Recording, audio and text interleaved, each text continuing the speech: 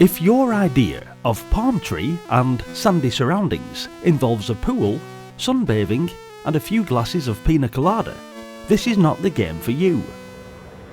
You must be sober and have all your wits about you to stand any chance of lasting more than 30 seconds in this fast-moving aerial combat game, Falcon Patrol.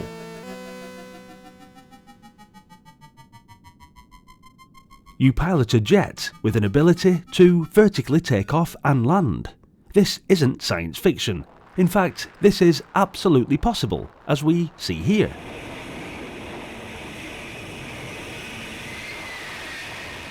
Your job is to defend the oil installations and also airbases, which are vital to your survival, as you must land on these to refuel and rearm your jet during the conflict.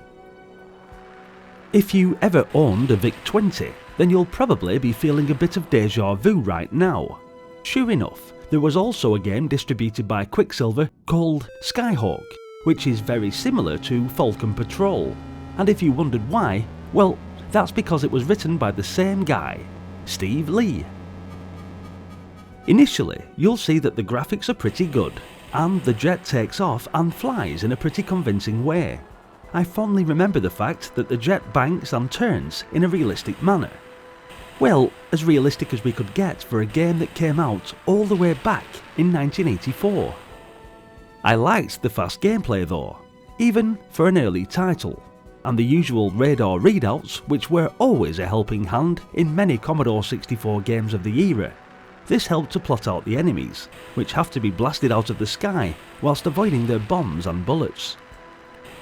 The enemy jets also bomb your airbases, so make sure you know where you can find an undamaged base when your fuel alarm begins to sound, as you must land and refuel before the mission can continue. Falcon Patrol is pretty addictive in its own right, as you chase and shoot down enemy fighter jets. The game builds itself a nice momentum, and the action flows quite well once you get past the initial landing and refueling part. Of course, it does this each time you die, which, while it does make a certain amount of sense, breaks the flow of the game, seeing as though you will probably die a lot before you learn the ropes. Aside from the quite short title theme, Falcon Patrol has chosen to go with sound effects only, and maybe, even more surprising, they're actually quite good. Shooting and bombing sounds are fairly decent, and the jet engine sounds are done well.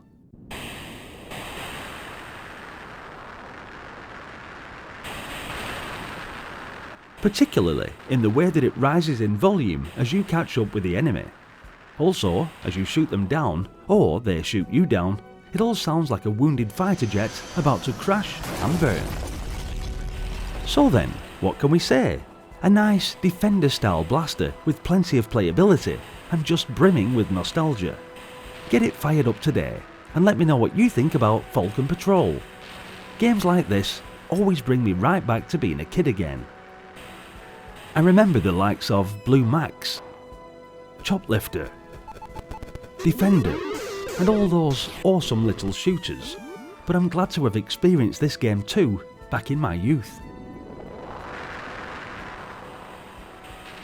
Thanks for watching guys. Hopefully you've been following the channel now for some time and are already a subscriber, in which case I'd like to once again extend my thanks for your ongoing support.